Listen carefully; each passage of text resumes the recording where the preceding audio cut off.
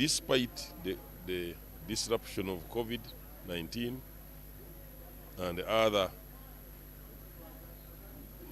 bad things that have been happening. So despite all of those, really we can see that the growth is going up. So there is stability in this country, which is really resulting into that kind of situation where the economic growth is going up despite those for example, COVID, I think, disrupted European countries. And when you look at their trends, you see that they are not moving on well. 2%, 3% economic growth in some of these countries is too high. But 5.5%, I think, is not a bad scenario. Now, I want to advise fellow countrymen that peace per se is not enough. It's just an environment.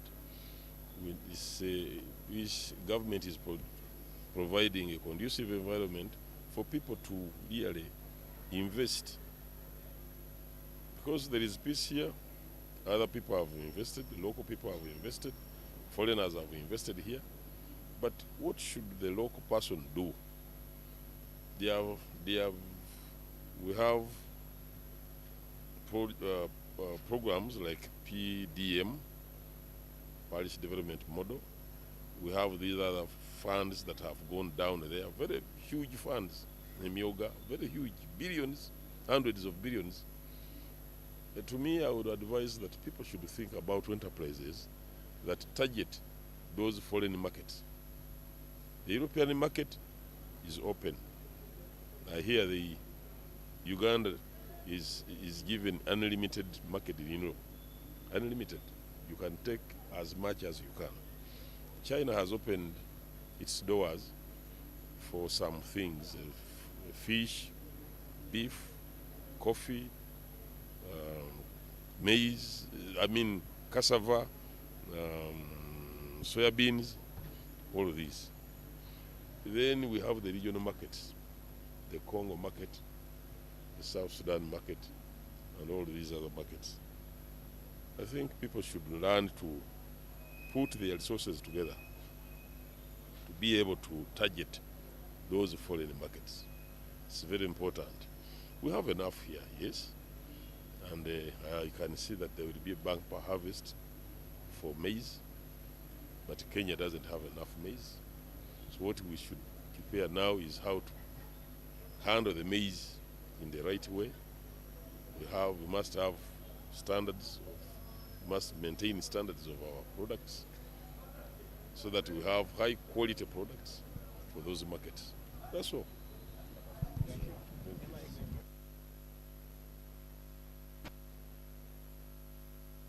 Watching SMART24. I'm Jorabo Sonko. It's Friday. How are you doing, Masuza Mutia? Habari. I hope you're okay. And today it's a Friday where we are definitely looking at Lifestyle Fridays, and we grow bigger by understanding how business is moving. Thank you for watching us. We're on GoTV channel 394, DSTV channel 372 is where you can get us on mainstream. We are also streaming live currently on YouTube, SMART24 TV Live.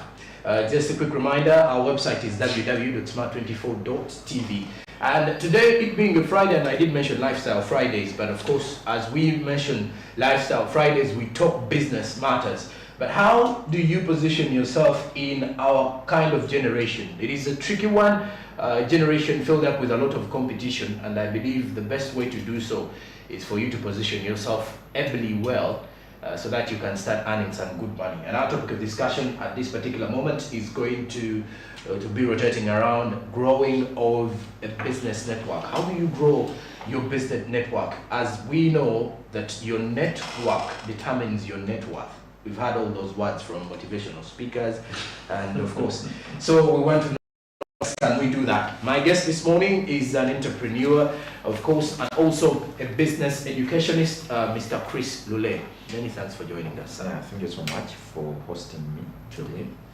I'm so much happy that you had this session, Okay. And I've not seen actually very many TVs doing this, and it is my first time appearing on a morning show, Okay. which is talking about business.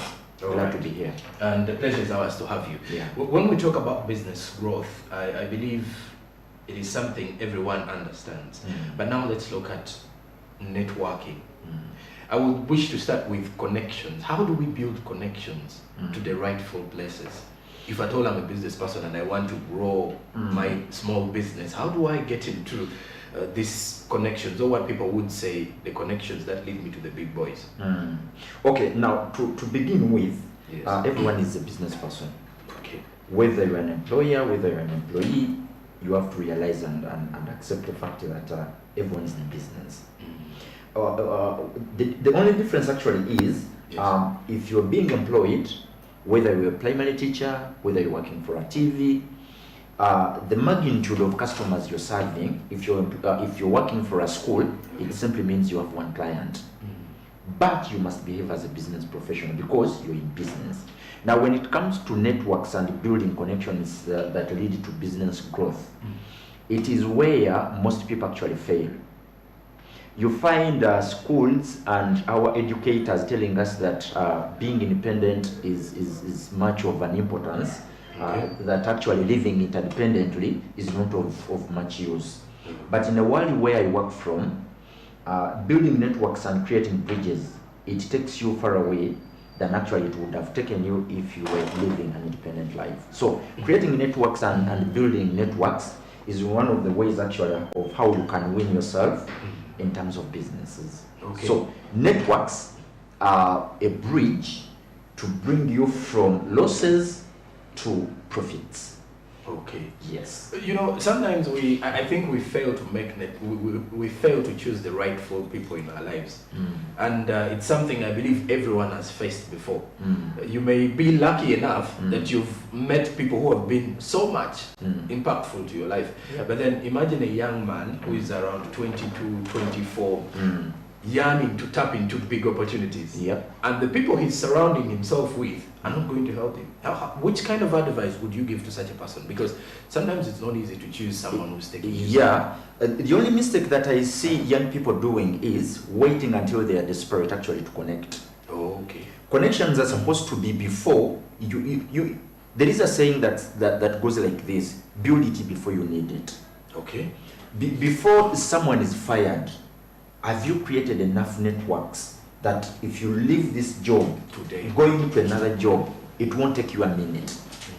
There are very many young people, you find that someone is working on a job, he waits until that time when he's so desperate, and then he's looking for networks. No one is going to hire you when you're desperate. Nobody.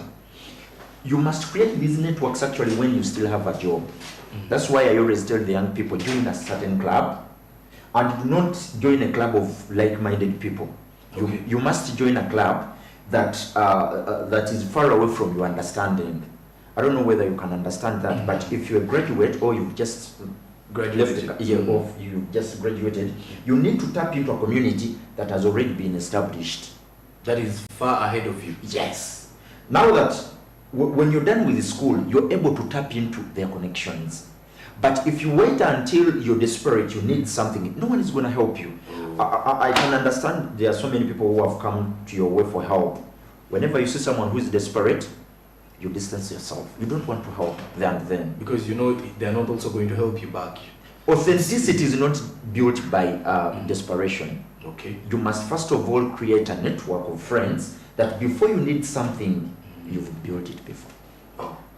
That is something new I'm getting today. Yep. You know, sometimes I also find myself in a desperate situation whereby if at all I need something, that is when I start asking for it. And it doesn't happen that way. And at the end of the day, I find myself failing to even achieve it. Because at that time, there is no one who's going to help you. Either way, you're going to find someone who is also having their own emergency. Yeah. Everyone is running their own meals.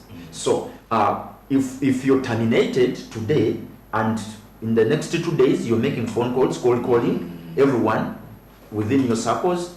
I've been laid off, I'm looking for... Nobody's going to help you. But if you built a network for like 6 months or a year ago, Yes. The moment somebody calls you into their office, they're like, we have bad news for you. You're laid off. You're like, what an opportunity to get on to my new adventures. Because you know that you've built enough networks that are going to help you on your next adventure. Okay. Yeah. And with our kind of generation now, I believe networking has become the new deal. For example, with the fact that we have social media platforms available, people will get to tap into, and someone would say, now I've seen Chris Lule here on Facebook, I've seen him here on Twitter. How can I connect with him? How can I do that? But then it has also led to the growth of scammers. Yes. And this time around, you find someone telling you, you know, I will be of help to you, but once you click into either their page, you follow them and everything, things do not go as planned. Why do you think the issue is? I would have I've actually started asking you a question. How did I get here? Was it through a network? Yeah, through a network. Thank you. So, a network that was already established, like you say, like 2 years back. Thank you so much. So, given the fact that we are living in a global world, social networks are the new currency now. You cannot make any transactions today if you do not build enough networks. Now, the scammers we are seeing online that are actually purporting to be us, yet they are not. These ones cannot deter us actually from making real connections. The problem is, people want to connect with us using Facebook, Snapchat, Instagram, and WhatsApp. How many times do you connect with big people when you go through Facebook or Snapchat? Very few. Very few actually. You must go through people to get to people. Now, if I wanted to meet the CEO of SMART24, I would definitely go through you. Then through you, I will get to him. Very true. But if I try to get through him, if I want to get to him through Facebook or Instagram, I am not going to get him, because definitely he's not going to trust me. There are very many catfish platforms there. There are very many people pretending to be what they are not. So, getting to know people must be done through people, not through social networks.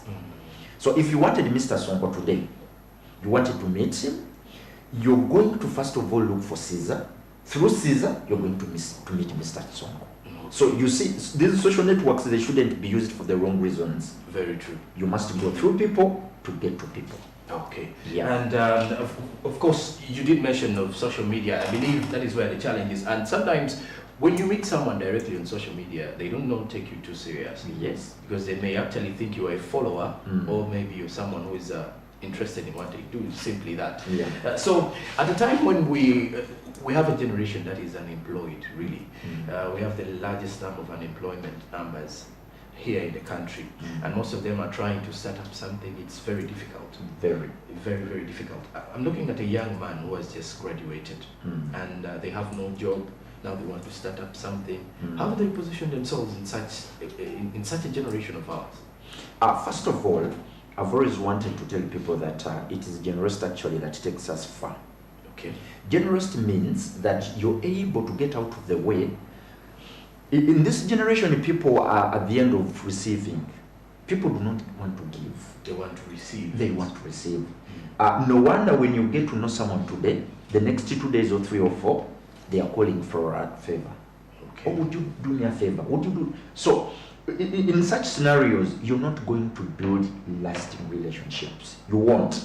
But the question you asked, you must be generous. That means you're able to give before you're able to receive. And for someone who is building and someone who is unemployed, you must first of all understand that there isn't something like nothing for you're not going to get something when you've not given totally nothing. Okay. You must be generous first. You're able to give in your time, and then you sit and wait. But if you cannot give in something and you wait until something is done for you, nothing is going to come your way. Okay. I have been there, I know it. People always want to be given. I don't know whether you've heard of a scenario where people wait until the rich people actually come and give to them. Without them going out to see how they will be helpful to them as well. Yes. So people always wait for the rich guys, the wealthy people to come and give to them. But if you ask them, what are you doing actually to make sure that the other person is also benefiting from your skills? Nothing. Nothing, of course. So, you know, but sometimes it's very hard, I can say, when you are not in the same position with the rich person. Now you always want to be at the receiving end, because remember, you know he has everything. He has what you want. For now, you're undermining yourself that there's really nothing. No one has everything. No one. No one. Definitely no one. Everyone is lacking in one or the other. If someone has money, possibly they are lacking out something that you could, within your skill sets, you can provide. Okay. If everyone had, just imagine, this is just a machine and God intended it. No single person on this earth is able to provide for himself each and everything. At least you're lacking something somewhere. And someone else has to provide for you. Someone else has to provide. In the Christian proclivity, we have, people do not understand why we use the bread. I don't know whether are you a Christian? Holy Communion and... Holy Communion. Do you understand the logic behind using a bread? What I understand is that it's a representation of it's a representation of what? Of the body and blood of Jesus Christ, according to the doctrines that I did follow back in primary. Okay, the reason as to why we are using the bread in Christianity is because nobody can ever complete a finished product we call a bread without involving other people. Someone has to plow the wheat, someone must transport it, someone must create the dough, someone must bake it, someone must supply it, and someone has to give it away. Okay. This is an entire process. It is a system that involves people. Now just imagine if somebody, someone woke up in the day, they plant the wheat, harvest it, transport it, bake it, and then supply it. It wouldn't make any sense. So God intended it that very many people must be involved in the process to make sure that the bread becomes a complete food. Okay. So that's why we use the bread, because it involves other people. We need each and every other person. Okay. Where it doesn't work, actually, when you look at these other things like, I don't know whether you still remember the 92 elements in science, in chemistry. You remember, I was very poor at chemistry. You were very poor, but you remember that you couldn't have a single component making a complete item. Just take an example of water. You have to add hydrogen plus oxygen to get water. Okay. You cannot have hydrogen single-handedly to make a complete item. You can't. Same thing when it comes to buildings. You can't have cement alone. You need cement, you need steel, you need crust, you need to make the concrete, to mix them all together and make a complete building that is going to start. Yeah. Okay. And for the viewers out there, if you're just joining us, and for you who has been who started with us, we are looking at growing of business networks here on SMART24 TV. This morning, it's Lifestyle Friday. We want to understand, how can you position yourself in a business world that is changing, evolving every other year that passes by? So it is a world that is filled up with a lot of competition. You always have to put yourself somewhere. But then how are you going to be impactful to the person who's going to help you? Like Chris Roulet has said, we always want to be at the receiving end, but then we forget that these same people want to see how they're going to benefit off us. So it is something that you need to have at the back of your mind. It is Friday, it's SMART24 TV. After the break, we're going to be discussing lots of other things, but also there is an upcoming business boot camp that we are going to be discussing as well. And how can you position yourself to go and tap into that particular one? How do you register for it as well? Stick around. Good morning.